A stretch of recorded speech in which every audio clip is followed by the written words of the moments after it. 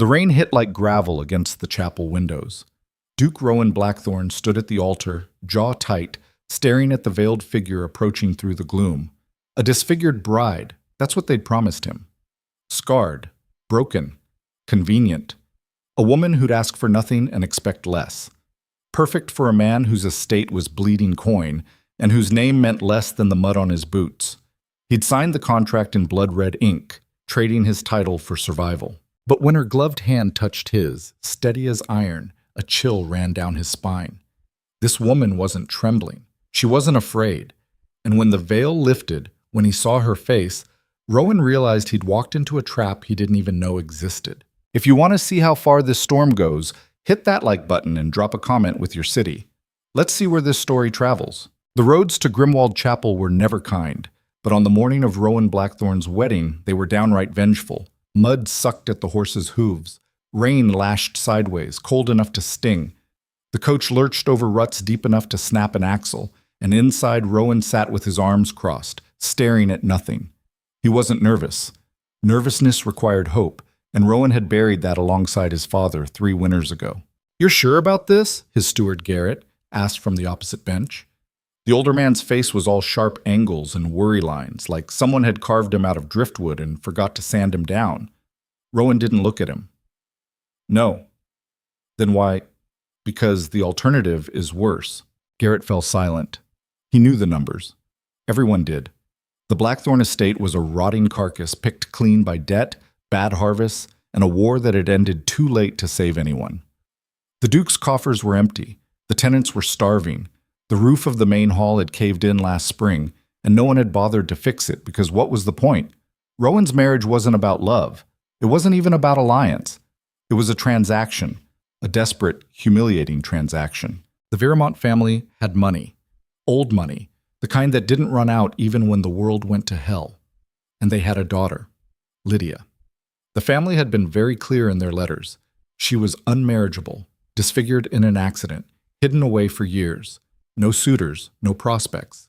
They wanted her gone, and they were willing to pay for it. Rowan had read the contract 3 times before signing. The dowry was obscene, enough to rebuild Blackthorne Manor twice over, with gold left to spare. All he had to do was marry her, take her to his estate, and leave her alone. Simple, cold, exactly what he needed. "She's probably grateful," Garrett muttered, more to himself than to Rowan. "A girl like that? No one else would have taken her." Rowan's jaw tightened. He didn't respond. Didn't need to. Garrett wasn't wrong, but that didn't make it sit any easier. The chapel loomed ahead, a squat stone building hunched against the storm like a beast trying to stay warm. No banners, no flowers, no celebration. Just a handful of witnesses huddled under the eaves, their faces gray and unreadable. Rowan stepped out of the coach, boots sinking into the muck. The rain soaked through his coat in seconds. He didn't care. He barely felt it. Inside, the chapel smelled like wet stone and old incense. The priest stood at the altar, a reedy man with nervous hands. A few others sat in the pews, Viramont relatives, Rowan assumed, though none of them looked up as he entered. They sat stiff and silent, like mourners at a funeral. And at the far end of the aisle, standing perfectly still, was the bride. She wore a simple gown, pale gray, almost white. A heavy veil covered her face, thick enough that Rowan couldn't make out even a shadow of her features. Her hands were gloved, her posture was straight. She didn't move. Rowan walked toward her, boots echoing on the stone floor. Each step felt heavier than the last. He told himself it didn't matter. Told himself this was just business. But something about the way she stood, so still, so controlled, set his teeth on edge. When he reached the altar, the priest cleared his throat. "Shall we begin?" Rowan nodded. He didn't trust himself to speak. The ceremony was short, brutal in its efficiency. No poetry, no hymns, just vows spoken in flat, mechanical tones. Rowan said his part. The bride said hers. Her voice was quiet, but it didn't waver. "By the power vested in me," the priest droned, "I now pronounce you husband and wife." A pause. "You may lift the veil." Rowan's hand moved before his brain caught up. He reached for the fabric, fingers brushing the edge of the veil. It was heavier than he expected. He pulled it back slowly, almost reluctantly, Bracing himself for, he froze. The woman standing in front of him was beautiful, not in a soft, delicate way, not the kind of beauty that made men write poems. This was something sharper, dangerous. Her face was angular, all high cheekbones and a strong jaw. Her eyes were pale gray, the color of winter sky, and they locked onto his with an intensity that made his breath catch. There were no scars, no disfigurement, nothing even close. She looked like she could crack a man's skull open with a glance and not lose a second of sleep over it. "What?" Rowan started, but she moved first. Her gloved hand slipped into his, and she pressed something small and sharp into his palm. Paper. Folded tight. Her lips didn't move. Her expression didn't change. But her eyes dared him to react. The priest was talking again, something about blessings and unity. But Rowan wasn't listening. He closed his fist around the note, pulse hammering in his ears. The rest of the ceremony blurred. Signatures. Witnesses. A few stiff congratulations from people who didn't mean them. Rowan moved through it all on autopilot, his mind spinning. When they finally stepped outside, the rain had slowed to a drizzle. The coach was waiting. Garrett stood by the door looking confused. "Your Grace," he said carefully. "Is everything—" "Fine," Rowan bit out. "Get in the coach." Garrett hesitated, but he obeyed. Rowan turned to his new wife, Lydia. She stood a few paces away, perfectly composed, like she hadn't just detonated a bomb in the middle of his life. "After you," Rowan said, gesturing to the coach. She inclined her head and climbed inside without a word. Rowan followed, shutting the door hard enough to rattle the frame. The coach lurched into motion. Garrett sat across from them, glancing between Rowan and Lydia like he was watching a loaded cannon. Lydia stared out the window, her face unreadable. Rowan waited until they were out of sight of the chapel. Then he opened his fist. The note was small, the handwriting precise. "They lied to you. I'm not what they said, and you're not safe." Rowan read it twice, 3 times. His blood went cold. "Who lied?" he asked, his voice low. Lydia didn't turn from the window. "Everyone." "That's not an answer." "It's the only one you're getting right now." Rowan's jaw clenched. "I don't know what kind of game you're playing, but this isn't a game." She finally looked at him, and the force of her gaze hit like a punch. "You wanted a bride you could ignore. A woman who'd stay quiet and out of your way. I'm not that woman." "Then why the hell did you agree to this?" Her smile was sharp enough to draw blood. "Because the alternative was worse." Garrett shifted uncomfortably. Rowan ignored him. "What alternative?" Lydia didn't answer. She turned back to the window, and the conversation was over. The rest of the journey passed in tense silence. Rowan's mind raced, trying to piece together what little he knew. The Viramonts had lied. That much was clear. But why? What did they gain by making him think Lydia was disfigured when she clearly wasn't? And what the hell did she mean by "you're not safe"? By the time they reached Blackthorn Manor, the sun had set. The estate looked worse in the dark. Crumbling walls, overgrown gardens, windows like empty eye sockets. Rowan hated it, hated what it had become, what it represented.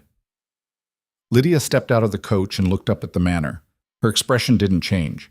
If she was horrified, she hid it well. "Welcome home," Rowan said flatly. "Charming," she replied.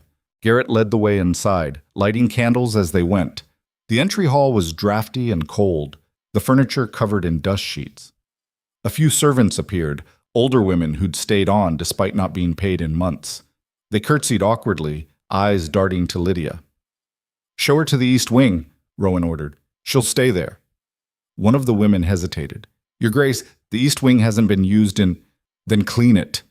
His tone left no room for argument. Lydia didn't protest. She followed the servant without a word, her footsteps echoing down the hall. Rowan waited until she was gone. Then he turned to Garrett. "Find out everything you can about the Viramonts," he said quietly, "and about her." Garrett nodded. "You think she's dangerous?" Rowan thought about the note, the look in her eyes, the way she'd stood at the altar like she was preparing for war. "I think we just made a very expensive mistake." The East Wing was freezing. Lydia stood in the center of the room, arms wrapped around herself, and took stock. Dust, cobwebs, a bed that looked like it hadn't been slept in for a decade, a single candle guttering on the nightstand. She'd seen worse. The servant, an older woman with kind eyes, hovered by the door. "I'll bring more blankets, my lady, and a fire, if we can manage it." "Thank you," Lydia said softly. The woman hesitated. "If you don't mind my asking, are you all right?" Lydia smiled, but it didn't reach her eyes. "I'm exactly where I need to be." The woman didn't look convinced, but she left. Lydia waited until the door closed. Then she crossed to the window and looked out at the grounds. Blackthorn Manor was a wreck, but it was isolated, defensible, and most importantly, it was far from him. She pulled a second note from her sleeve, this one longer, written in a different hand. The handwriting was elegant, almost beautiful, but the words made her stomach twist. "You can run, Lydia, but I'll always find you." She crumpled the note and tossed it into the empty fireplace. Let him try. Rowan didn't sleep that night. He sat in his study, staring at the fire, turning the problem over in his mind. Lydia Viremont was a puzzle, a dangerous one, and he didn't have the luxury of time to solve it. Garrett returned just before dawn, looking grim. "Well?" Rowan demanded. Garrett set a folder on the desk. "The Viremonts are old money, respectable, but there's talk." "What kind of talk?" "Lydia was engaged before, to a man named Lord Aldrich Greaves." Rowan frowned. He knew the name. Greaves was powerful, ruthless, connected to half the nobility in the kingdom. What happened? The engagement was broken off, publicly. Greaves claimed she was unstable, dangerous. The rumors spread fast. No one would touch her after that. Rowan's blood ran cold. And now she's here. "Now she's your problem," Garrett said quietly. Rowan stared at the fire. Pieces were starting to fall into place. Lydia hadn't married him out of desperation. She'd married him to disappear, to put distance between herself and Greaves. And if Greaves was the kind of man Rowan thought he was— "We're not safe," Rowan muttered. "What?" "She said we're not safe. She meant Greaves." He stood, pacing. "If he's still hunting her, and she's here—" "He'll come for her," Garrett finished. Rowan swore under his breath. "How long do we have?" "I don't know, but if he's as connected as they say, it won't be long." Rowan's mind raced. He could send her away, annul the marriage, wash his hands of the whole mess. It would be the smart thing to do. But something stopped him. Maybe it was the way she'd looked at him in the chapel, like she was daring him to be better than he thought he was. Or maybe it was the note. "You're not safe." She'd warned him, even knowing it might cost her everything. "Double the watch," Rowan said finally, "and lock the gates. No one gets in without my permission." Garrett nodded. "And the girl?" Rowan hesitated. "Keep her close. I want to know where she is at all times." "You think she's a threat?" "I think," Rowan said slowly, "that she's the only one telling me the truth." Lydia woke to the sound of footsteps outside her door. She sat up, heart pounding, hand instinctively reaching for the knife she'd hidden under her pillow. The door opened. Rowan stood in the doorway, backlit by the hallway candles. He looked exhausted, angry. "We need to talk," he said. Lydia didn't move. "About?" "Aldrich Greaves." Her blood turned to ice. She forced herself to stay calm. "What about him?" Rowan stepped inside, closing the door behind him. "I know he's why you're here. I know you're running from him." Lydia's jaw tightened. And I want the truth. All of it. Because if he's coming for you, I need to know what I'm dealing with. She studied him. He was angry, yes, but not at her. At the situation, at being dragged into something he didn't understand. "Fair enough. He was my fiancé," she said finally. "For 6 months. Long enough to realize he didn't want a wife. He wanted property." Rowan's expression darkened. "What did he do?" "Everything he could to break me, isolate me, control me. When I tried to leave, he started the rumors. Told everyone I was unstable, dangerous, unmarriageable." Her voice was flat, emotionless. "My family believed him, or they pretended to. Either way, they wanted me gone. So they sold you to me. They gave you money to take me off their hands, and I let them because it was the only way out. Rowan was quiet for a long moment. And now? Now he knows where I am, and he'll come. How do you know? Lydia met his eyes. Because Aldrich Greaves doesn't lose, and he won't stop until he gets what he wants. Rowan's jaw clenched. Then we'll stop him. Lydia blinked. What? You heard me. He stepped closer, his voice hard. I don't care what he is or who he knows. This is my land, my house. And you're my wife. If he wants you, he'll have to go through me. For the first time since the wedding, Lydia felt something crack inside her. Not fear, not anger, hope. Dangerous, reckless hope. You don't know what you're saying, she whispered. Maybe not, Rowan said. But I'm saying it anyway. He turned and left, closing the door softly behind him. Lydia stood alone in the dark, her heart pounding. She'd gambled everything on this marriage, on this man, and for the first time she thought maybe, just maybe, she hadn't lost.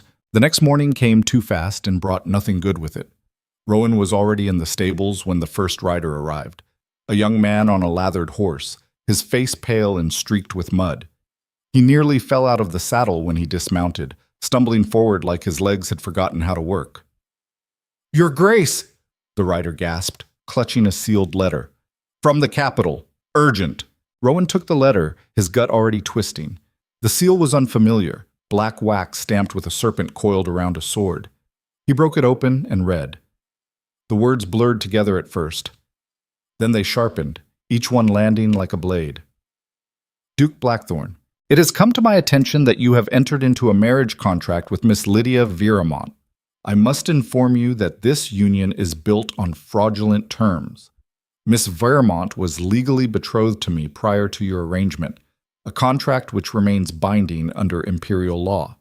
Any marriage entered into during an existing betrothal is null and void. I will arrive at Blackthorn Manor within the week to collect what is rightfully mine.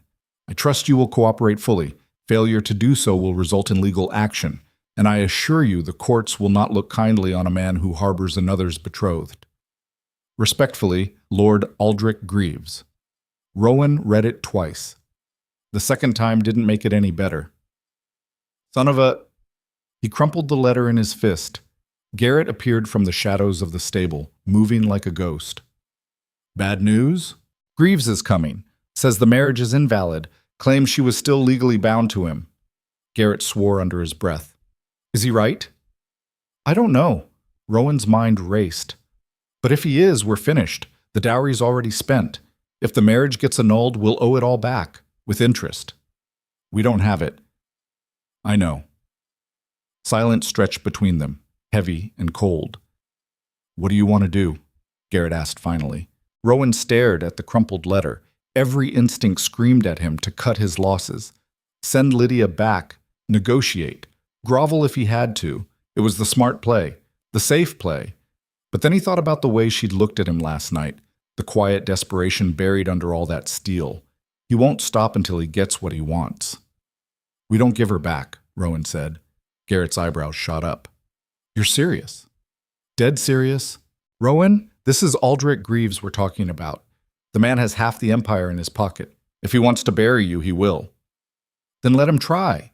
Rowan turned and started walking toward the manor. Find out if that betrothal contract is real, and if it is, find me a way to break it. And if there isn't one? Rowan didn't answer. He didn't have one. Lydia was in the library when he found her. She stood by the window, bathed in pale morning light, reading a book like the world wasn't actively collapsing around them. She looked up when he entered, her expression unreadable. You got a letter, she said. Not a question. Rowan held up the crumpled paper. From your beloved fiancé. Her face didn't change, but something flickered in her eyes. Fear, maybe, or resignation. What does he want? You. And everything I own if I don't hand you over. He tossed the letter onto a nearby table. He says you are still legally bound to him, that our marriage doesn't count. Lydia set the book down carefully. He's lying. Is he? The betrothal was broken, publicly. I have the documents. Then where are they? She hesitated, just for a second, but it was enough. Rowan's jaw tightened. You don't have them. They were destroyed. My family... She stopped, closing her eyes. My family burned them. After the scandal, they wanted to erase the whole thing. Of course they did. Rowan laughed, bitter and sharp. So we have nothing, no proof, no leverage, just your word against his. My word is all I have. Your word doesn't mean a damn thing in court. He turned away, running a hand through his hair. He'll tear us apart. You know that, right? Even if we fight, even if we somehow prove he's lying, he'll drag this out until there's nothing left. Lydia stepped closer. Then don't fight in court. Rowan spun back around. What? You're thinking like a nobleman, like this is a legal problem. Her eyes were hard, calculating. It's not. Aldrich doesn't want justice. He wants control, and he'll use the law as a weapon until he gets it. So what do you suggest? Make him come to you, on your terms, in your house. She crossed her arms, her voice dropping.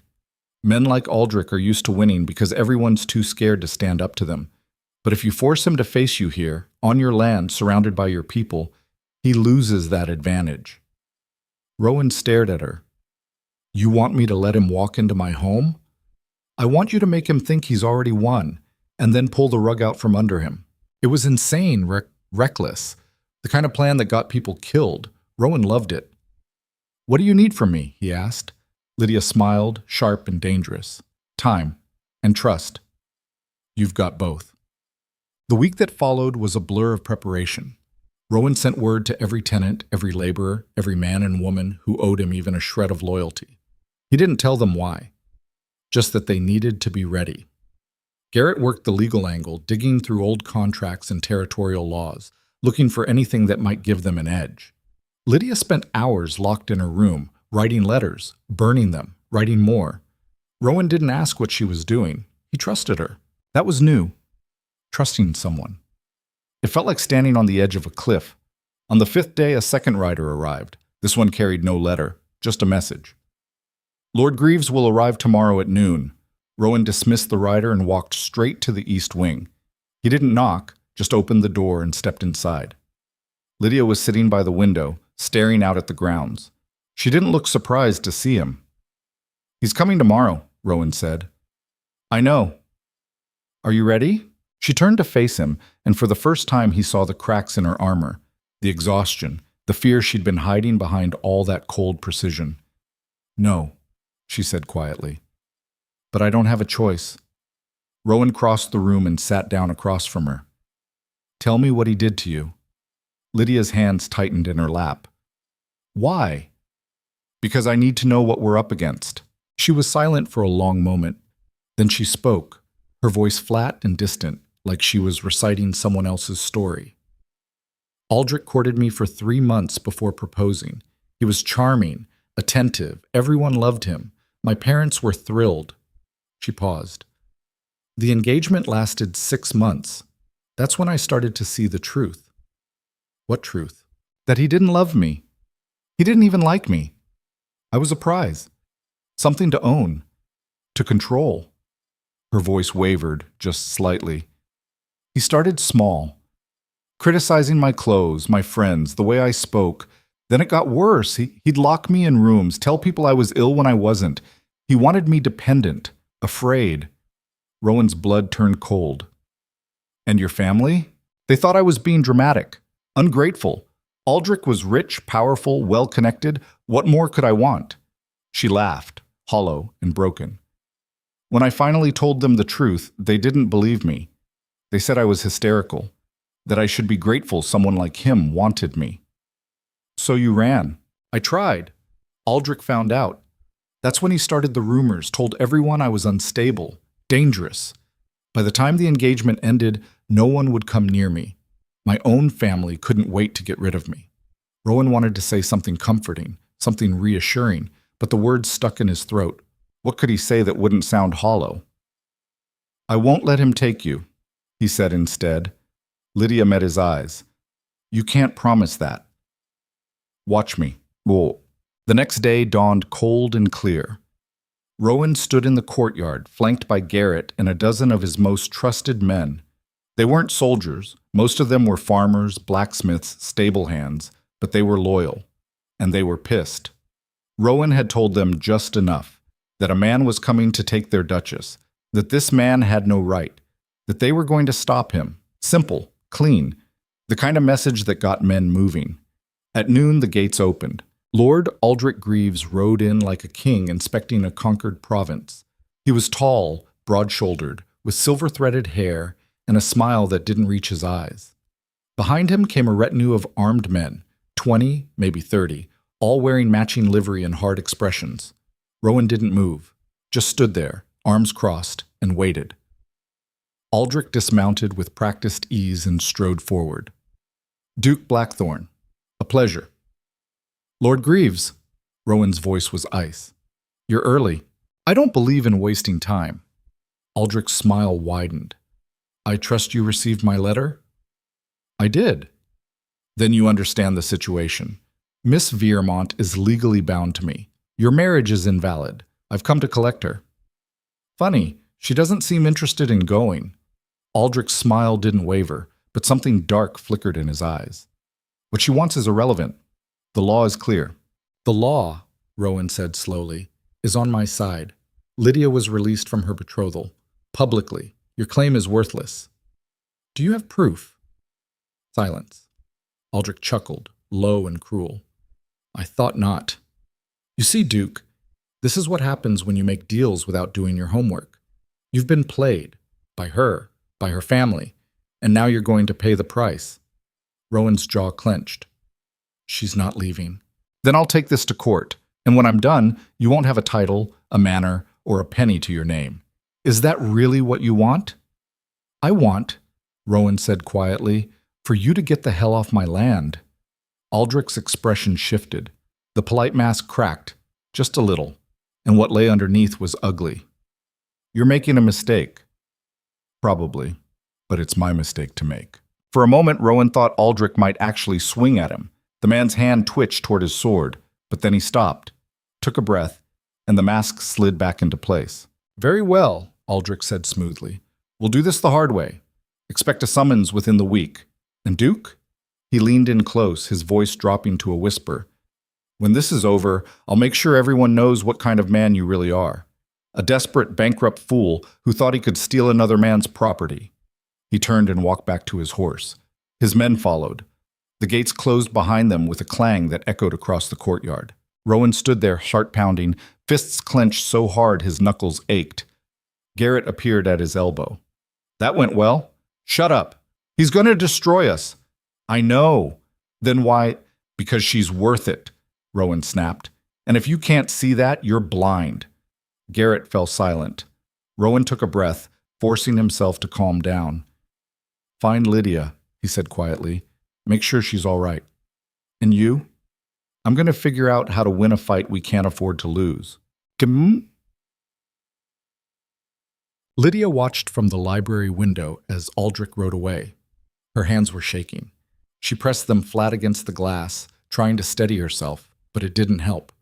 He'd looked exactly the same, smiled the same, moved the same.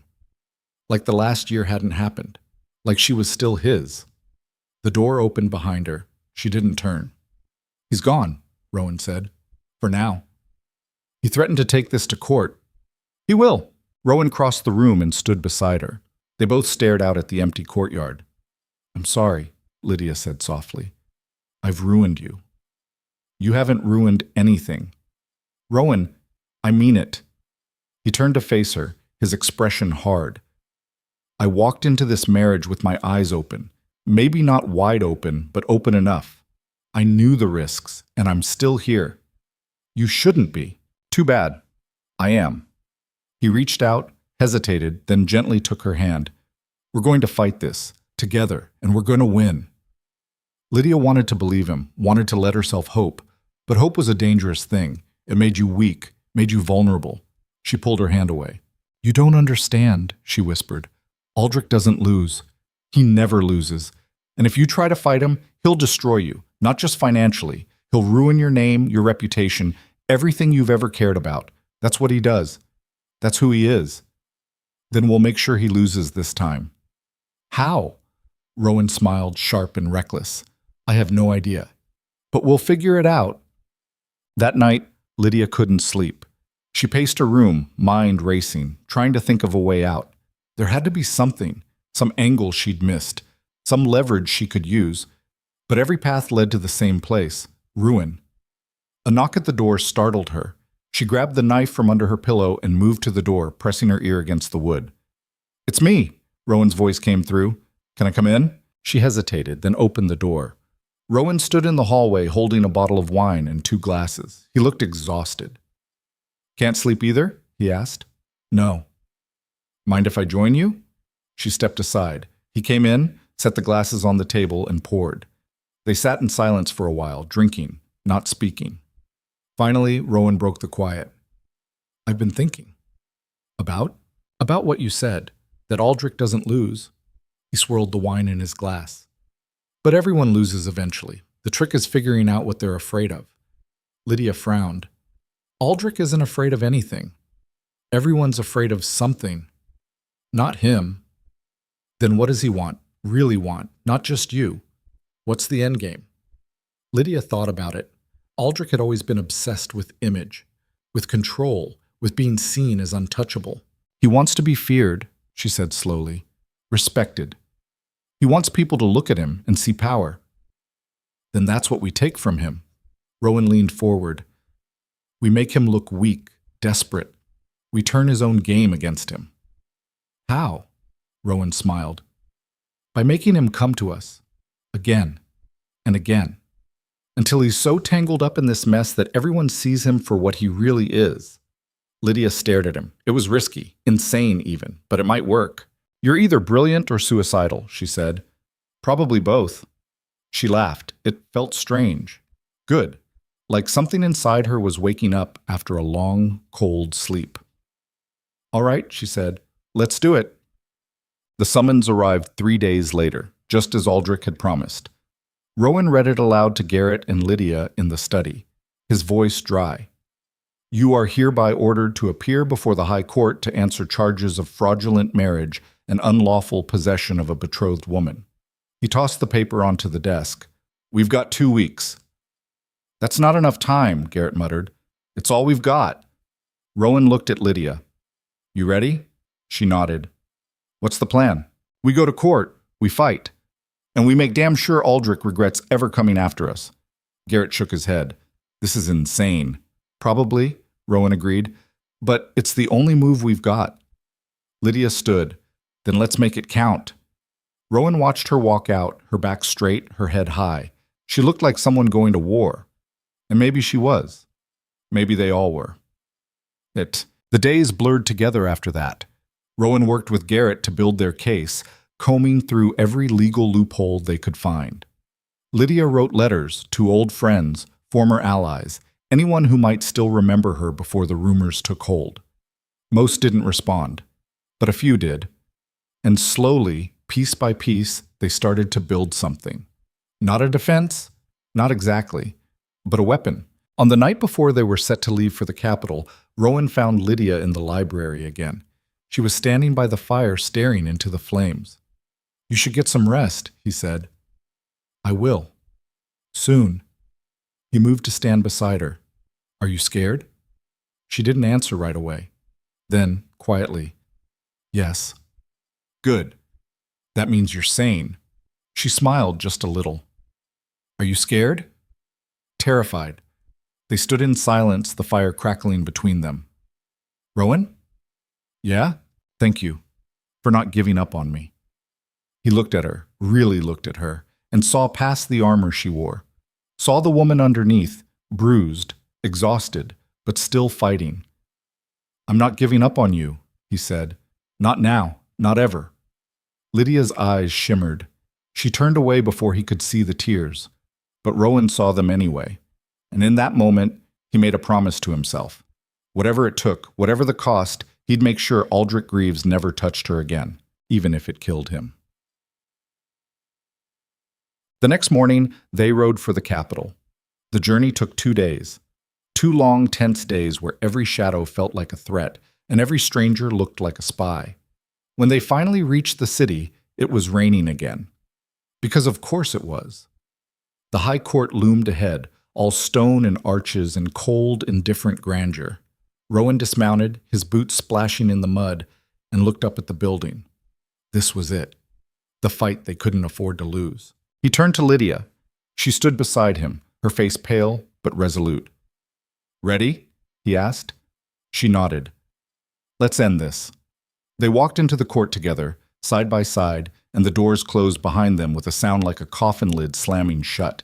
The courtroom smelled like old wood and older money. Rowan had been in places like this before, cold marble halls where men in robes decided the fates of people they'd never met.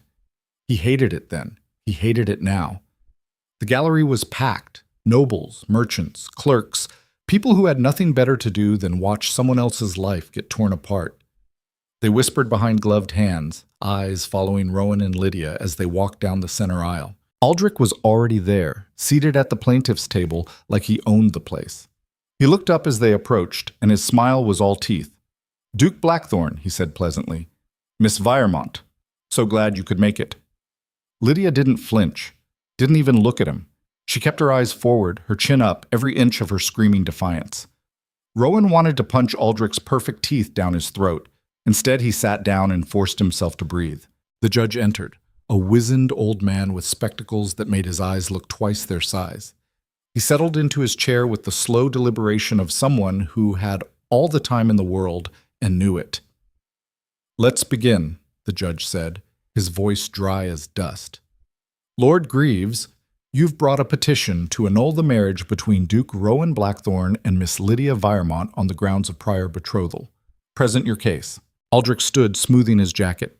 He moved like a man who'd done this 100 times, confident, rehearsed. "Your Honor, the facts are simple. Miss Viremont and I were engaged to be married. Our betrothal was legally binding, documented, and publicly announced. Before that contract could be fulfilled, Miss Viremont fled, abandoning her obligations and bringing shame upon both our families." "That's a lie," Lydia said, her voice cutting through the room. The judge frowned. "Miss Viremont, you will have your turn to speak." "She won't need it," Aldrich continued smoothly, "because the truth is already clear. Duke Blackthorne entered into a marriage contract with a woman who was not free to marry. That makes his marriage fraudulent, invalid, and I'm here to correct that injustice." He sat down, looking pleased with himself. Rowan's lawyer, a nervous man named Finch, who looked like he'd rather be anywhere else, stood up. His hand shook as he shuffled his papers. "Your Honor, we contest Lord Greaves's claim. The betrothal in question was publicly dissolved. Miss Viremont was released from all obligations. Therefore, her marriage to Duke Blackthorne is entirely legitimate." "Do you have proof of this dissolution?" the judge asked. Finch hesitated. "The documents were destroyed by Miss Viremont's family." A murmur rippled through the gallery. The judge's frown deepened. "Then how do you intend to prove your claim?" "We have witness testimony, Your Honor. People who were present when the betrothal was broken." Aldrich laughed, loud enough that everyone turned to look at him. "Forgive me, Your Honor," he said, not sounding sorry at all. "But witness testimony from whom? Miss Viremont's family? The same people who disowned her? I doubt they'll be eager to testify on her behalf." Finch opened his mouth, closed it. He looked at Rowan helplessly. Rowan's stomach sank. This was going worse than he'd expected, and he'd expected it to go badly. The judge leaned back in his chair. "Mr. Finch, unless you can produce credible witnesses or documentation, I'm inclined to rule in Lord Greaves's favor." "Your Honor, please, does the defense have anything else to present?" Silence. Rowan felt the ground shifting under him. He'd gambled everything on this fight, and they were losing, badly. Then Lydia stood. "I have something to say." The judge looked at her over his spectacles. "Miss Viremont, you are not a lawyer. You cannot. I don't care what I can or can't do," Lydia said, her voice steady. "You want the truth? I'll give it to you." Aldrich's smile faltered, just a fraction. "Miss Viremont," the judge warned, "this is highly irregular." "So is letting a liar manipulate the court." She turned to face the gallery, addressing them directly. "Aldrich Greaves wants you to believe I'm a runaway bride, that I abandoned him out of cowardice or madness, but the truth is, I left because he tried to destroy me." Gasps rippled through the crowd. Aldrich shot to his feet. Your Honor, this is slander. Sit down, the judge snapped. He looked at Lydia. Continue, but choose your words carefully. Lydia's hands were shaking, but her voice didn't waver. Aldrich courted me for months. He was charming, perfect. My family loved him. But after the engagement, everything changed. He started controlling me, isolating me from my friends, telling me what to wear, what to say, where to go. When I tried to leave, he locked me in my room, told everyone I was ill. This is absurd, Aldrich said, but his voice had an edge now. He spread rumors, Lydia continued, told everyone I was unstable, dangerous, unmarriageable. He ruined my reputation so thoroughly that no one would even look at me. And when my family finally ended the betrothal, he didn't let it go. He's been hunting me ever since. Lies, Aldrich hissed. All of it. Lydia turned to him, and the look in her eyes could have cut glass. Then why are you here, Aldrich? If you didn't care about me, if the betrothal meant nothing, why go to all this trouble? Why drag a duke into court? Why chase me across the country? Aldrich's jaw clenched. For the first time, he looked rattled. Because, he said slowly, you belong to me. The words hung in the air like a curse. The gallery erupted, people shouting, gasping, muttering. The judge banged his gavel, trying to restore order. Silence! Silence! But the damage was done. Aldrich had just admitted, in front of everyone, that this wasn't about law or contracts. It was about possession, control. Rowan stood. Your Honor, you heard him. This isn't about a broken betrothal. It's about a man who can't stand losing. The judge looked between them, his expression unreadable. This court will recess for 1 hour while I consider the evidence. He stood and swept out of the room. The gallery buzzed with noise. Rowan turned to Lydia. She was trembling, her face pale, but her eyes were fierce. That was insane, he said. I know. And brilliant. I know that too. Aldrich pushed past them, his face twisted with rage. He leaned in close, his voice a low snarl. You just made the biggest mistake of your life. No, Lydia said quietly. I made that when I said yes to you. Aldrich's hand shot out, grabbing her wrist. Rowan moved without thinking, stepping between them, shoving Aldrich back hard enough to make him stumble. Touch her again, Rowan said, his voice deadly calm, and I'll break every bone in your hand. Guards appeared, pulling them apart. Aldrich straightened his jacket, his smile cold and vicious. This isn't over, he said. You're right, Rowan replied. It's not. They waited in a small side room while the judge deliberated. Lydia sat by the window, staring out at the rain. Rowan paced. Garrett stood by the door, arms crossed, looking grim. That was a hell of a gamble, Garrett muttered. It was the only play we had, Rowan said. You think it worked? I don't know. Lydia spoke without turning from the window. It doesn't matter if it worked. Aldrich won't stop. Even if we win today, he'll find another way. Then we'll stop him again. You can't fight him forever, Rowan. Watch me. She finally looked at him, and her expression was raw, exhausted. Why are you doing this? You could have walked away, annulled the marriage, saved yourself. Rowan stopped pacing. You really don't know? No.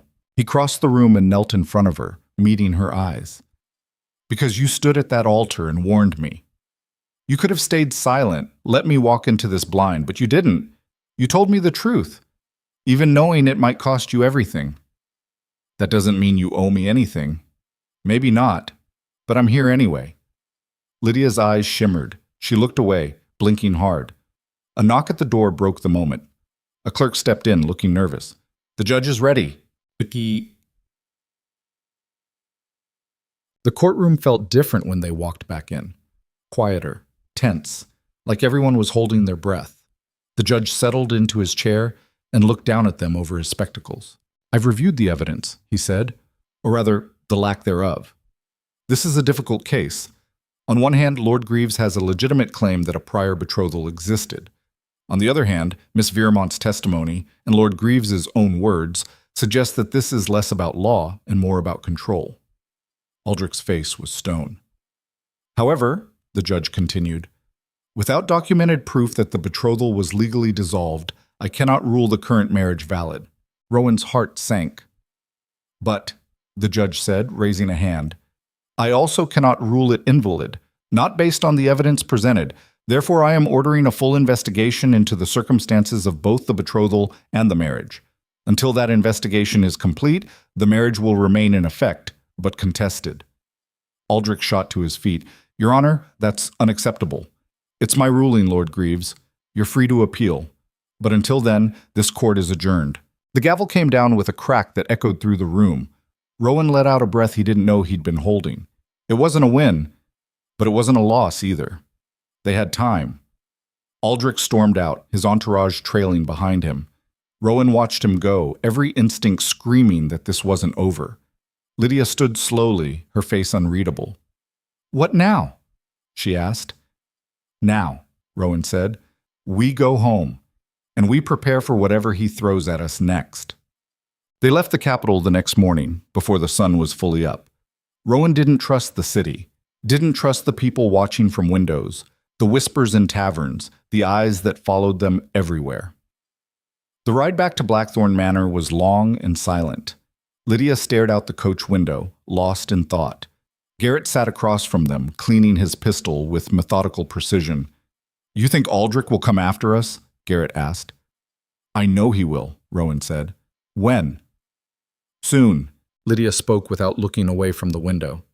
He won't wait for the investigation to finish. He'll try to force the issue, make us look guilty, or dangerous, or both. Then we stay ready. Ready for what? Lydia turned to face him. You don't know what he's capable of, Rowan. He's not just going to show up with lawyers. He'll come with soldiers, with influence, with everything he has. Good, Rowan said. Let him come. Lydia shook her head. You're insane. Probably. She almost smiled. Almost. They reached Blackthorn Manor 3 days later, just as the sun was setting. The estate looked the same as when they'd left, crumbling, overgrown, half forgotten. But now it felt different, like a fortress, like home. Rowan stepped out of the coach and breathed in the cold air. It tasted like rain and earth and freedom. Get the men together, he told Garrett. I want every gate locked, every entrance guarded. No one gets in without my say-so. You really think he'll attack? I think we need to be ready if he does. Garrett nodded and disappeared into the manor. Rowan turned to help Lydia down from the coach, but she was already on the ground looking up at the building.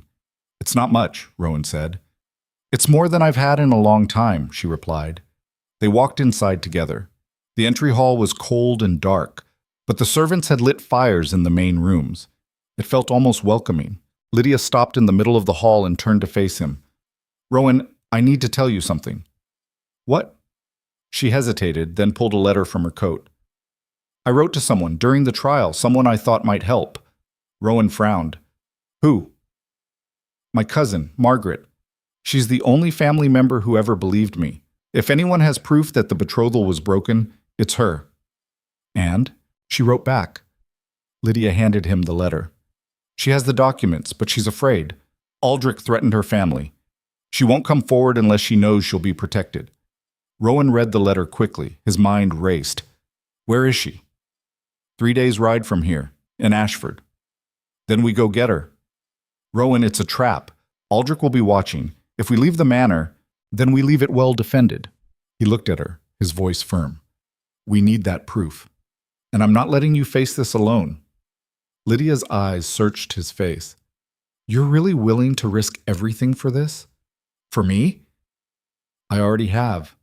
For a moment she looked like she might cry, but then she squared her shoulders and nodded. All right, we leave tomorrow. What? That night, Rowan couldn't sleep.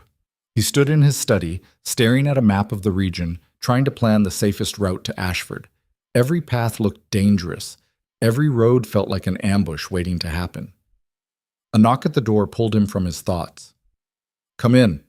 Lydia stepped inside, wrapped in a thick robe, her hair loose around her shoulders. She looked younger like this, more vulnerable. Can't sleep either? Rowan asked. No. She crossed to the fire and held her hands out to the warmth. I keep thinking about what Aldrich said, that I belong to him. Rowan's jaw tightened. You don't. I know, but for so long I believed I did, that I was his, that I had no choice. She looked at him, her eyes reflecting the firelight. You made me believe I had a choice again. Rowan didn't know what to say to that, so he just stood there watching her, feeling something shift inside his chest.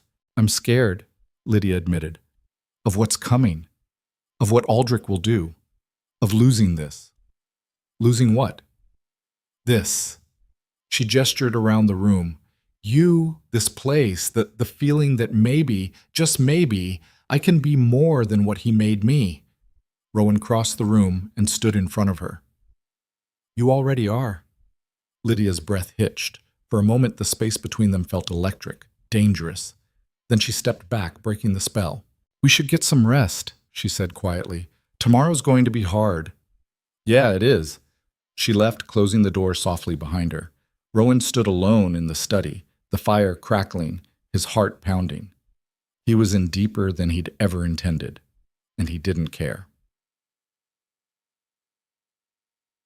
They set out for Ashford at dawn. Rowan, Lydia, Garrett, and 6 armed men. It wasn't much, but it was all they could spare. The road was rough, winding through forests and over hills. They kept a fast pace, stopping only when the horses needed rest. On the second day, they saw the riders. A group of men on horseback, maybe a dozen, moving parallel to them through the trees. They didn't approach, just watched. Aldrich's men, Garrett muttered. How do you know? Rowan asked. Because they're not trying to hide. Rowan's hand went to his sword. What do they want? To scare us. Make us turn back. It's not working. But it was. Rowan could see it in the way Lydia's hands gripped the reins, white-knuckled, in the way the men kept glancing over their shoulders. They pushed on. By the third day, they reached Ashford. It was a small town, quiet and unassuming. Margaret's house was on the edge, a modest cottage with a garden overgrown with weeds. Rowan knocked. No answer. He knocked again, louder. Margaret, it's Lydia. We need to talk. The door opened a crack. A woman peered out, her face lined with worry. Lydia? It's me. Margaret pulled the door open and dragged Lydia inside. Rowan and Garrett followed. The cottage was dark, the curtains drawn. Margaret looked terrified. You shouldn't have come, she said, her voice shaking. He knows. Aldrich knows you're here. Lydia went pale. How? He's been watching me. Watching everyone. Margaret pulled a sealed envelope from her apron. This is what you came for. Proof that the betrothal was broken. But you need to leave. Now. Rowan took the envelope. We're not leaving without you. I'm not going. Margaret, I have a family, Lydia. Children. If I testify, Aldrich will destroy them. I can't risk it. Lydia's face crumpled. Please, I need you. I gave you the documents. That's all I can do. Before Lydia could respond, a shout came from outside. Then another. The sound of horses, men shouting. Garrett moved to the window and swore. We've got company. Rowan joined him. Through the gap in the curtains, he saw them. Aldrich's men. At least 20, surrounding the cottage. And at the front, sitting on his horse like a king surveying his kingdom, was Aldrich Greaves. He smiled when he saw Rowan looking. Then he raised his hand and gave the signal. The men moved forward, weapons drawn, closing in like a noose. Rowan's hand went to his sword, but Garrett grabbed his wrist. Don't, Garrett hissed. We're outnumbered 3-1. If you draw steel now, we're dead. Then what do you suggest? We talk. Talk? Rowan stared at him like he'd lost his mind. You want me to negotiate with that bastard? I want you to buy us time. Outside, Aldrich dismounted with the casual grace of someone who knew he'd already won. He walked toward the cottage, his boots crunching on gravel, and stopped just short of the door. Duke Blackthorne, he called out, his voice carrying easily through the thin walls. I know you're in there. Come out. Let's handle this like civilized men. Rowan looked at Lydia. Her face was pale, but her jaw was set. Don't go out there. I have to. He'll kill you. Maybe. But if I don't, he'll burn this place down with all of us inside. Rowan pulled his hand free from Garrett's grip. Keep her safe. Before anyone could stop him, he opened the door and stepped outside. The cold air hit him like a slap. 20 armed men stood in a loose semicircle around the cottage, hands on their weapons, eyes hard. And in the center of it all stood Aldrich, looking like a man who'd just been dealt a royal flush. "Duke Blackthorn," Aldrich said pleasantly. "How good of you to join me." "What do you want, Greaves?" "What I've always wanted. What's mine?" Aldrich gestured toward the cottage. "Send her out, and this ends peacefully. No bloodshed, no drama, just a simple exchange. She's not yours. The courts will disagree. The courts haven't decided yet." Aldrich's smile widened. "Do you really think it matters? I have 20 men here. You have what, 6? 7? He took a step closer. "You're a smart man, Blackthorn. You know how this ends. Why drag it out?" Rowan's hand twitched toward his sword again, but he forced himself to stay calm. "Because she doesn't want to go with you. What she wants is irrelevant." "Not to me," Aldrich laughed, sharp and cold. "You're defending her honor? How noble. But let's be honest, you didn't marry her for love. You married her for money, and now that the money's gone, what's left?" "More than you'll ever understand." Aldrich's smile faltered, just for a second, but it was enough. "You're making this harder than it needs to be," Aldrich said, his voice dropping. "I don't want to hurt you, but I will if I have to." "Then do it," Rowan said quietly, "because I'm not giving her to you." For a moment, neither of them moved. The air between them crackled with tension. Then the door to the cottage opened, and Lydia stepped out. "No!" Rowan started toward her, but she raised a hand, stopping him. "It's all right," she said.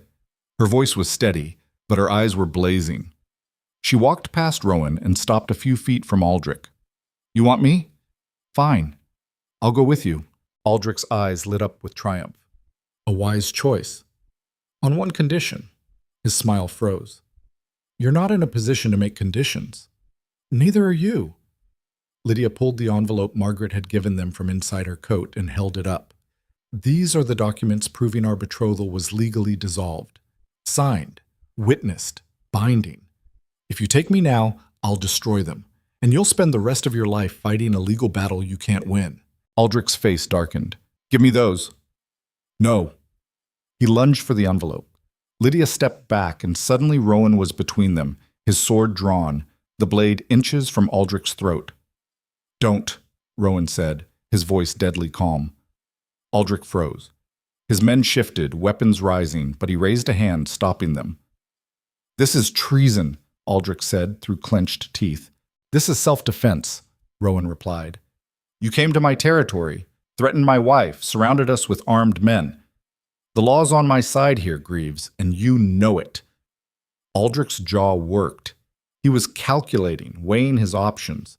Finally, he stepped back. "You're making a mistake," he said. "Probably, but it's my mistake to make." Aldrich looked at Lydia, and for a moment, something ugly and raw flashed across his face. "This isn't over." "Yes," Lydia said quietly. "It is." She turned and walked back toward the cottage. Rowan backed away slowly, sword still raised, until he reached the door. Then he ducked inside and slammed it shut. Garrett was already barricading it with furniture. "That was the stupidest thing I've ever seen." "Worked, didn't it?" "For now, but he's not leaving." Rowan moved to the window. Garrett was right. Aldrich's men were settling in, dismounting, building fires. They were preparing for a siege. "How long can we hold out?" Rowan asked. "A day. Maybe 2 if we're lucky." "That's not enough time." Margaret appeared from the back room, her face ashen. "There's a back way out.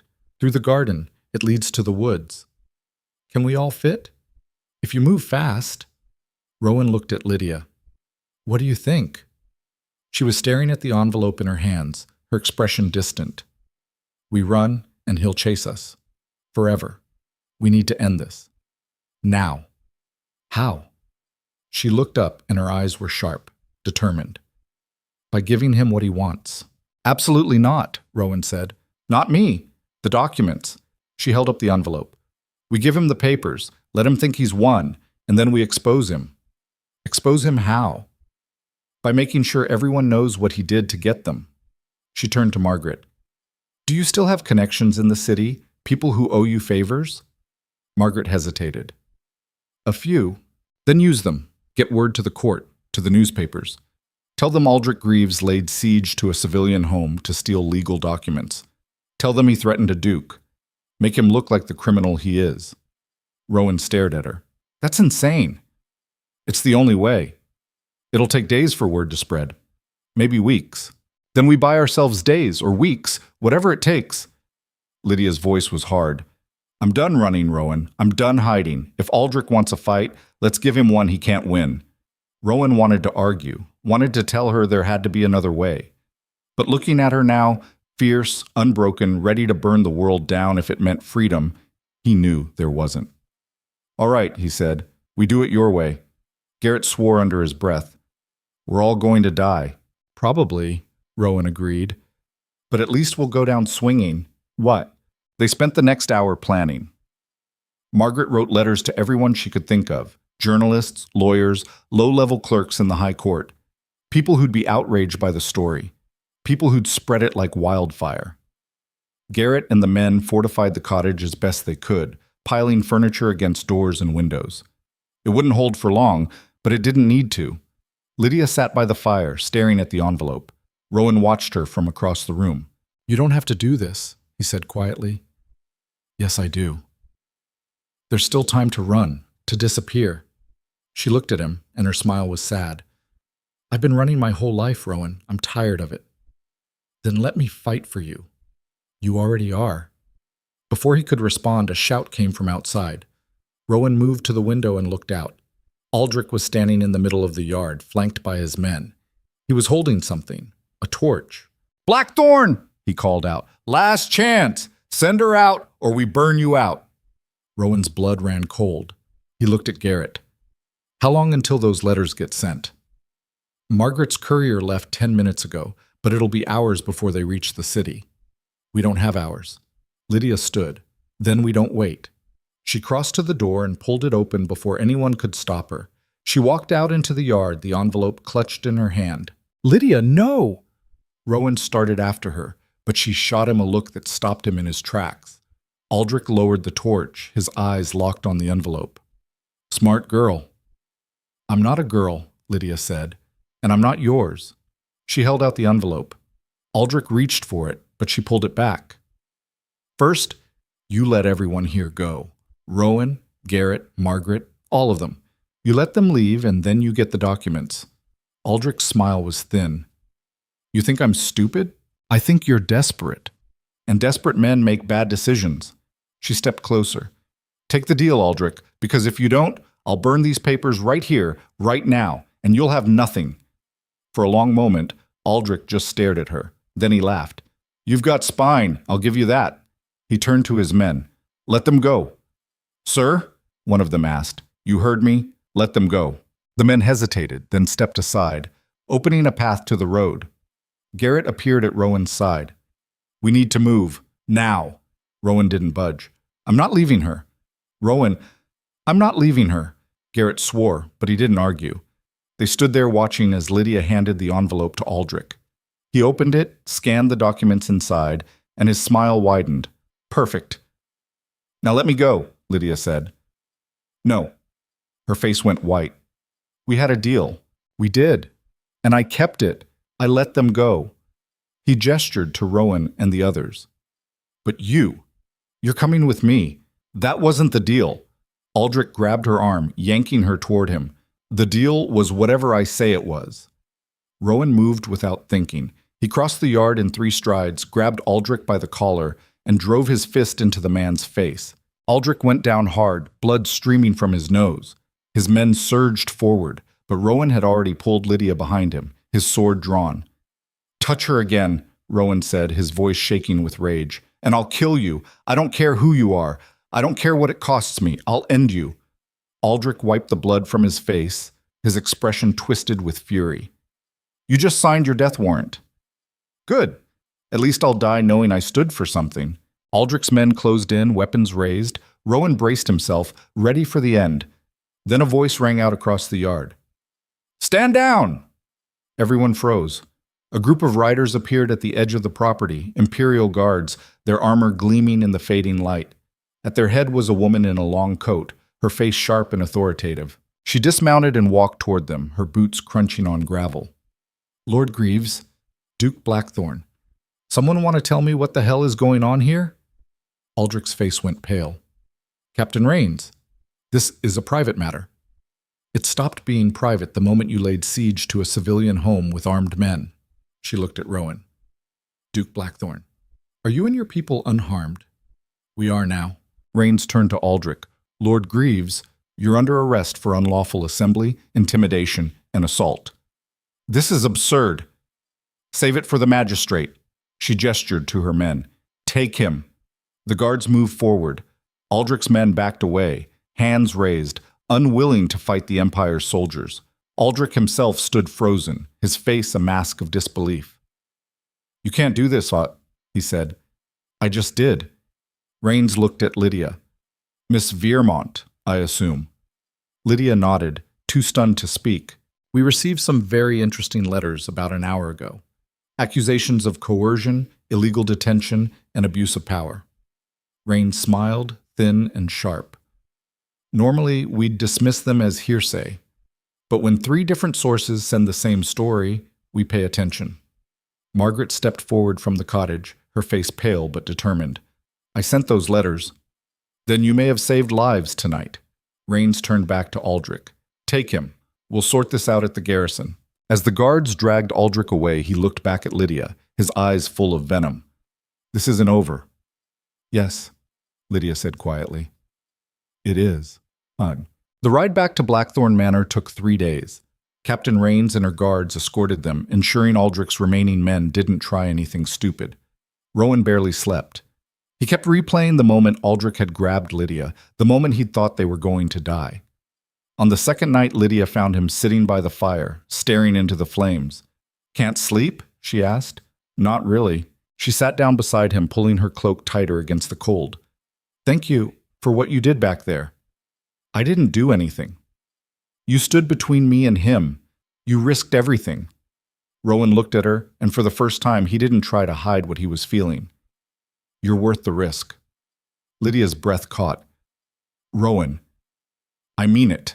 I know this started as a transaction, a way to save my estate, but it's not that anymore. It hasn't been for a long time. What is it then? He reached out, hesitating for just a moment, then took her hand. Something real. Lydia's eyes shimmered in the firelight. I don't know how to do real. Neither do I, but we'll figure it out. She leaned her head against his shoulder, and they sat like that for a long time, watching the fire burn down to embers. Yeah. When they reached Blackthorn Manor, the gates opened, and the entire household turned out to greet them. Servants, tenants, workers, people Rowan had barely spoken to in months. They cheered when they saw Lydia, like she was some kind of hero. Maybe she was. Captain Rains dismounted and approached Rowan. The investigation into Lord Greaves will take time, weeks, maybe months. But between the letters, the witness testimony, and what my men saw in Ashford, I'd say his days of terrorizing people are over. What happens to him? If we can prove half of what's been alleged, he'll lose his title, his lands, everything. She smiled. Justice moves slow, Duke, but it moves. Rowan nodded. Thank you, Captain. Don't thank me, thank your wife. She's the one who had the guts to fight back. Rains and her men rode out an hour later, leaving Rowan and Lydia standing in the courtyard. The sun was setting, painting the sky in shades of gold and crimson. What now? Lydia asked. Rowan looked at the manor, crumbling, broken, but still standing. Now we rebuild. The estate? Everything. Lydia smiled, small and tentative, but real. I think I'd like that. God. Over the next few weeks, word spread about what had happened in Ashford. The newspapers ran the story with gleeful abandon. Lord Greaves arrested in shocking siege. The scandal was massive. Nobles who'd once courted Aldrich's favor suddenly couldn't distance themselves fast enough. The investigation moved forward. Slowly, painfully, but forward. Witnesses came forward. Servants who'd seen Aldrich's cruelty firsthand. Former friends who'd turned a blind eye, but couldn't anymore. The weight of evidence grew until even Aldrich's most powerful allies couldn't protect him. And through it all, Rowan and Lydia worked. They repaired the manor, hired new staff, brought the estate back from the edge of ruin. It wasn't easy. Money was still tight. The work was backbreaking, but they did it together. One morning, Rowan found Lydia in the library reading a letter. She looked up when he entered, her expression unreadable. "What is it?" he asked. "The court's decision. Aldrich's been stripped of his title, his lands are being redistributed, and the betrothal documents, the ones he stole, have been declared fraudulent." Rowan let out a breath he didn't know he'd been holding. "It's over." "It's over," Lydia repeated. She set the letter down and looked at him. "We won." "You won." She shook her head. "We won. Together." Rowan crossed the room and pulled her into his arms. She melted into him, her head against his chest, and for the first time in a long time, he felt something he'd almost forgotten: peace. They stood like that for a while, holding each other, the morning light streaming through the windows. Finally, Lydia pulled back and looked up at him. "What happens now?" Rowan smiled. "Whatever we want." The estate didn't transform overnight.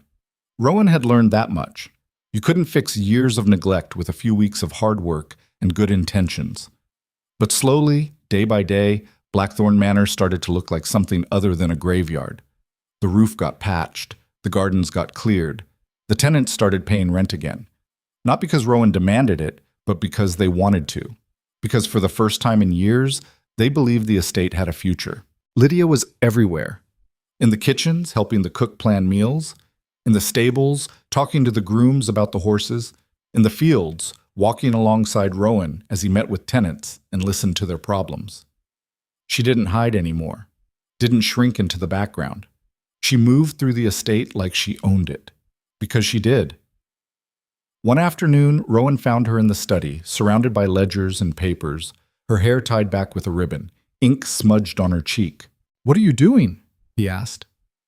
"Trying to figure out how we're going to afford winter," she said without looking up. "The harvest was decent, but we need to buy seed for spring, and there's still debt to pay down." Rowan leaned against the doorframe, watching her. "You don't have to do this, you know. We have a steward for that. Garrett's already doing 3 people's jobs. I can handle the books." She finally looked up, and her eyes were tired but bright. "Besides, I'm good at this. Numbers make sense. People don't always, but numbers do." Rowan crossed the room and sat down beside her. "You're good at a lot of things. Flattery won't balance the ledgers." "Wasn't trying to flatter, just stating a fact." She smiled, just a little, and went back to the columns of numbers. Rowan watched her work for a while, then stood and kissed the top of her head. "Don't stay up too late." "I won't." She did anyway. She always did. Winter came hard that year, snow piled up against the walls, and the wind howled through the cracks they hadn't yet sealed. But the fireplaces were lit, the pantries were stocked, and the people were warm. It was more than they'd had in a long time. One night, in the middle of a storm, a rider came to the gates. He was half frozen, his horse lathered and trembling. Garrett brought him inside, wrapped him in blankets, and poured brandy down his throat until he could speak. "Message," the rider gasped. "For the Duchess."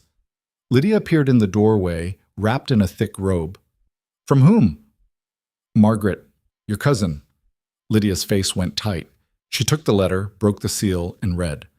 Rowan watched her expression shift, surprise, then relief, then something that looked like grief. "What is it?" he asked. "Margaret's coming here. She's leaving Ashford. Says it's not safe anymore." Lydia looked up, and her eyes were wet. "Aldrich's allies are targeting anyone who testified against him. Margaret's house was burned 2 nights ago. She barely escaped." Rowan swore under his breath. "When will she arrive?" 3 days, if the roads are clear. Then we make sure she has a place here, a safe one." Lydia nodded, but she looked shaken. "I thought it was over. It is over, for Aldrich. But his people." Rowan shook his head. "They'll lash out. That's what cornered animals do." "Then we protect her. And anyone else who needs it." "Agreed." Margaret arrived 4 days later, not 3. She came with 2 children, a boy and a girl, both under 10, and a wagon full of whatever she'd managed to salvage from the fire. She looked exhausted, haunted. Lydia met her at the gate and pulled her into a fierce hug. "You're safe now." "Am I?" Margaret's voice was hollow. "They burned my home, Lydia, while my children were inside. If we hadn't woken up—" "But you did, and you're here, and no one's going to hurt you again." Margaret looked at the manor, crumbling but standing, and let out a shaky breath.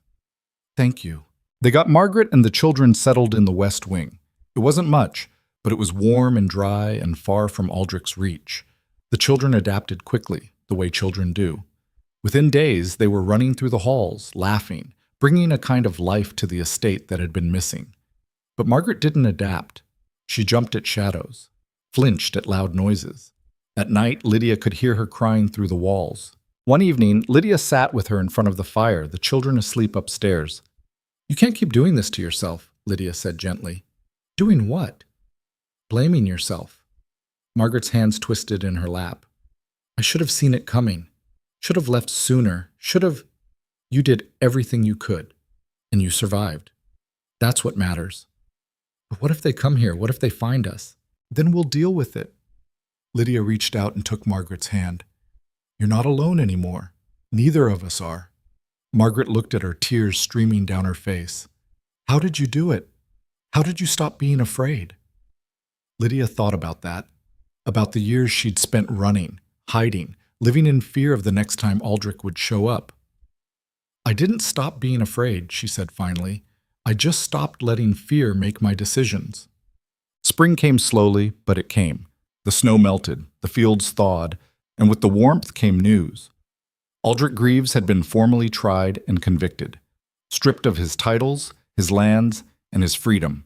He'd been sentenced to 15 years in a labor camp in the Northern Territories, a place so remote and harsh that most men didn't survive 5. When Garrett brought the news to Rowan, he didn't feel triumphant. He felt tired, relieved, but tired. "It's done," Garrett said. "Yeah, it is." "You going to tell her?" Rowan found Lydia in the garden, kneeling in the dirt, planting seeds. Her hands were filthy, her hair tied back with a scrap of cloth. She looked up when she heard him approach. "What's wrong?" she asked. "Nothing's wrong. It's over. Aldrich's been sentenced. He's gone." Lydia sat back on her heels, staring at the ground. "How long?" 15 years, maybe more if he doesn't survive the labor." She was quiet for a long time. Then she stood, brushed the dirt from her hands, and looked at him. "I don't feel happy," she said. "I thought I would, but I just feel empty." "That's normal." "Is it?" Rowan stepped closer. "You spent years living in his shadow. It's going to take time to feel like yourself again." "What if I don't know who that is anymore?" "Then we'll figure it out, together." Lydia's eyes filled with tears, but she didn't look away. "I don't deserve you." "Yes, you do." She shook her head. "You don't understand. I came here because I had nowhere else to go. I married you because I was desperate. I used you. And I married you for money. So I guess we're even." "Rowan, I don't care why we started," he said, his voice firm. "I care where we are now. And right now, I can't imagine my life without you in it." Lydia let out a broken laugh. "You're an idiot." "Probably." She stepped forward and kissed him. It was soft at first, tentative, like she was testing the waters. But then it deepened, and Rowan pulled her closer, and for a moment the world narrowed to just the two of them. When they finally pulled apart, Lydia was smiling, really smiling. Not the sharp, guarded thing she usually wore, but something warm and real. "I love you," she said. "I don't know when it happened, but I do." Rowan's heart stuttered. "Say that again." "I love you." "Good, because I love you too." They stood there in the garden, holding each other, the spring sun warm on their faces. And for the first time in a long time, Rowan felt like maybe, just maybe, everything was going to be all right. Summer brought visitors, nobles from the capital, curious about the Duke who'd stood up to Aldrich Greaves and won, merchants looking to do business with a rising estate, families hoping to marry their daughters off to Rowan's hypothetical sons. Lydia handled them all with the kind of grace Rowan didn't know she had. She was sharp, witty, and utterly unflappable. She made the nobles feel welcome and the merchants feel respected, all while making it clear that Blackthorn Manor wasn't for sale. One evening, after a particularly exhausting day of entertaining, Rowan found her on the terrace, staring out at the fields. "You were amazing today," he said. "I was faking it. Could have fooled me." She laughed. "I spent years watching people like that, learning how they move, how they talk, what they want. I just never had a reason to use it before." "Well, you're a natural." Or a very good liar. Rowan stepped up beside her and leaned against the railing. You're not a liar. I've lied plenty. Not about the things that matter. Lydia looked at him, and something soft passed over her face. You really believe that, don't you? I do. She turned back to the fields, and they stood in comfortable silence for a while. Rowan? Yeah? Do you ever think about what would have happened if we hadn't met? If your estate hadn't been failing, or if my family hadn't sold me off? Sometimes. What do you think? He thought about it. About the path he'd been on before Lydia, alone, bitter, slowly drowning under the weight of a legacy he couldn't save. I think I'd be dead, he said. Or worse, empty. Lydia reached out and took his hand. Me too.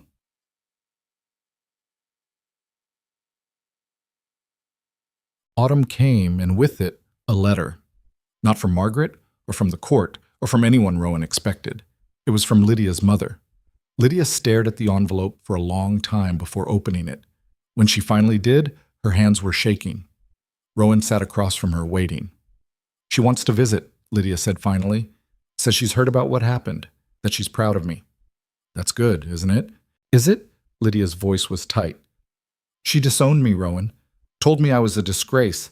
And now, because I'm married to a duke and Aldrich's in prison, suddenly I'm worth her time? Rowan didn't know what to say to that. Do you want to see her? I don't know.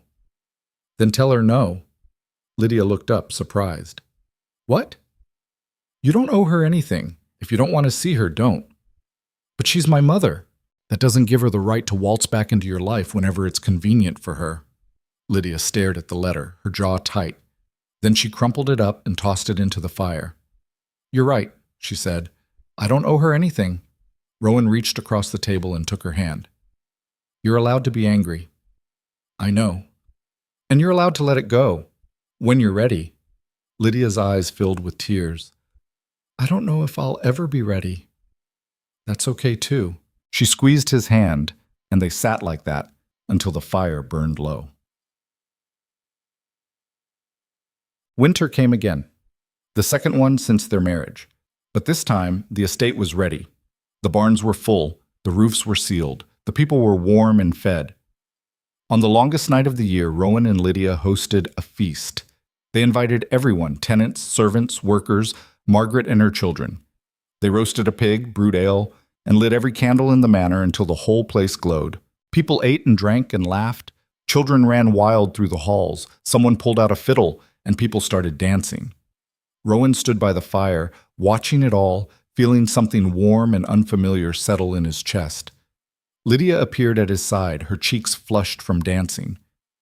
You're brooding. I'm not brooding, I'm observing. You're brooding. He smiled. Maybe a little. What about? He looked around the room, at the people who'd chosen to stay, to fight, to rebuild. At Margaret, laughing with her children.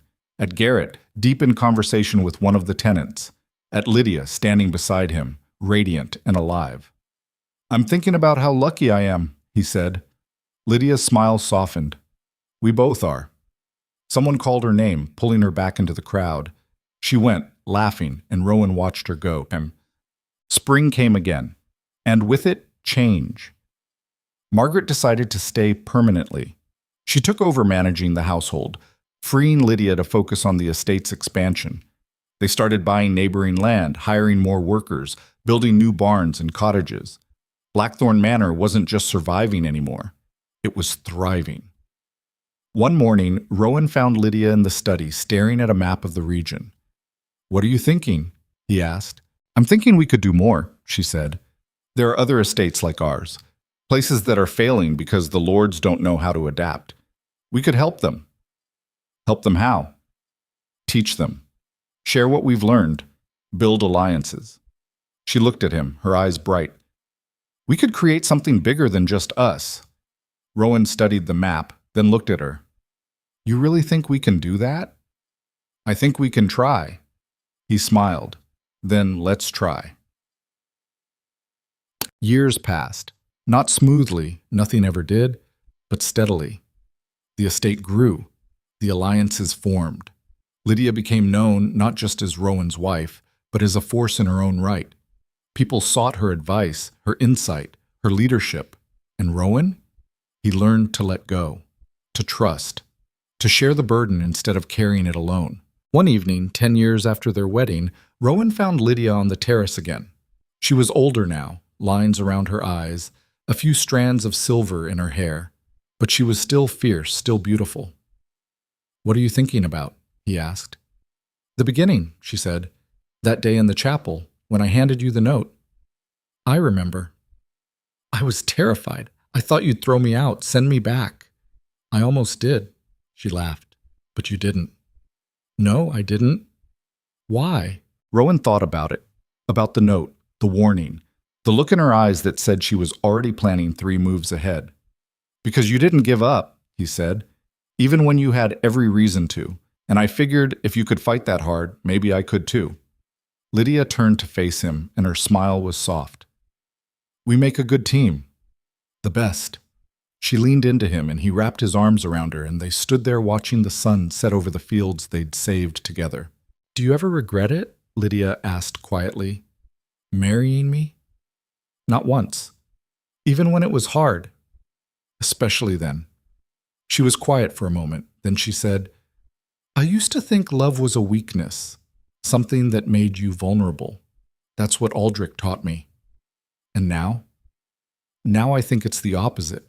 Love makes you strong. It gives you something worth fighting for." Rowan kissed the top of her head. "Took you long enough to figure that out." She elbowed him, but she was smiling. They stood there until the stars came out, and the night grew cold, and the manor lit up behind them like a beacon. Inside, the household was settling in for the night. Margaret tucked her children into bed. Garrett locked the gates. The servants banked the fires, and in the study, on a shelf beside the ledgers and land deeds, sat a small wooden box. Inside it, carefully preserved, was a crumpled note. "They lied to you. I'm not what they said, and you're not safe." It was the first truth Lydia had ever given him, and everything that came after had been built on that foundation. Rowan looked at Lydia, standing beside him in the doorway, her hand in his. "Ready for tomorrow?" he asked. She smiled. "Always." They walked inside together, closing the door behind them, and the manor settled into a comfortable quiet. Outside, the wind whispered through the trees. The stars wheeled overhead. And in the distance, the first hint of dawn touched the horizon. The estate that had been dying was alive again. The people who had been broken were whole. And the marriage that had started as a desperate gamble had become something neither of them could have imagined. Not perfect, never perfect, but real and strong. And theirs. And that was enough.